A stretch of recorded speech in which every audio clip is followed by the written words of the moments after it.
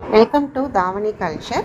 இன்றைக்கி நம்ம திணை அரிசியை வச்சு ஒரு உப்புமா தாங்க செஞ்சுருக்கோம்.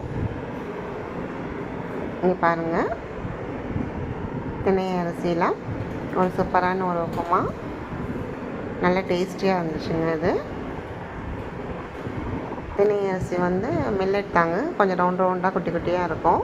இது ஒரு 1/2 hourக்கு முன்னாடியே ஊற வச்சுட்டு, நம்ம நார்மலாக உப்புமா செய்வோம்ல, கடுகு, உளுந்து, வெங்காயம், தக்காளி வேணால் போட்டுக்கலாம்.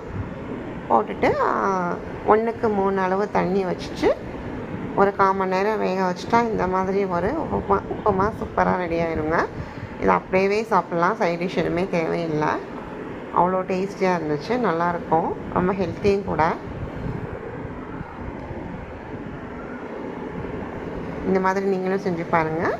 இது உங்களுக்கு பிடிச்சிருந்துச்சுன்னா லைக் பண்ணுங்கள், கமெண்ட் பண்ணுங்கள், சப்ஸ்கிரைப் பண்ணுங்கள். தேங்க்யூ.